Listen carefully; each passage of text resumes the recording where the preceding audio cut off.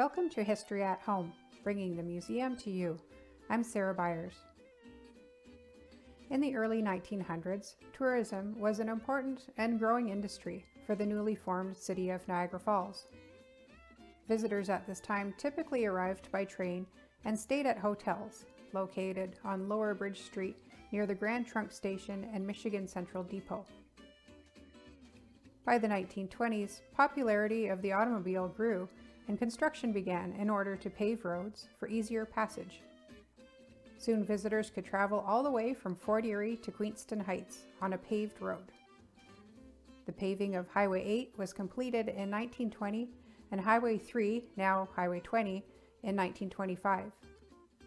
The improvement of roads and increase in number of automobiles brought more tourists to Niagara Falls. As train travel decreased and auto traffic increased, service garages and gas stations were required and sprung up about the city.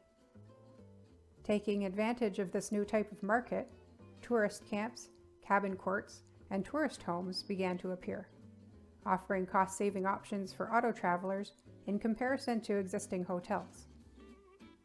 Travelers could tour the falls and sites within the vicinity affordably, and homeowners in the tourist areas could make some money.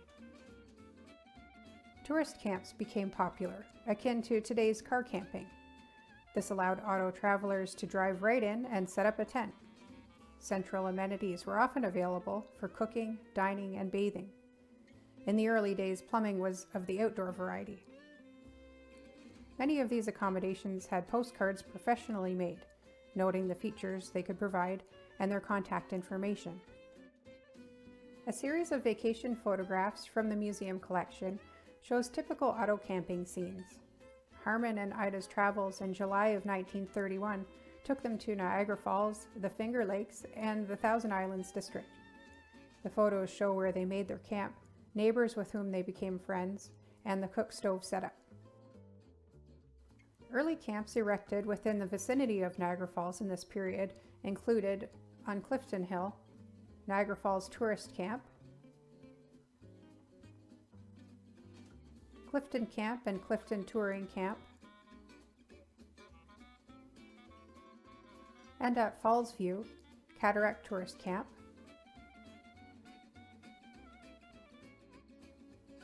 Scott's Falls View Tourist Camp, and Rainbow Camp.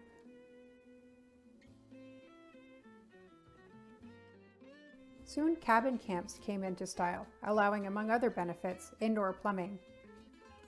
In 1930, Maple Leaf Cabins became one of the first cabin court-style accommodations in Niagara Falls, located on Buchanan Avenue. This early method of travel accommodation would drastically change over the next 20 years. The post-Second World War boom in prosperity, population, and the auto industry led to the development of motels, once again changing the landscape of the city of Niagara Falls.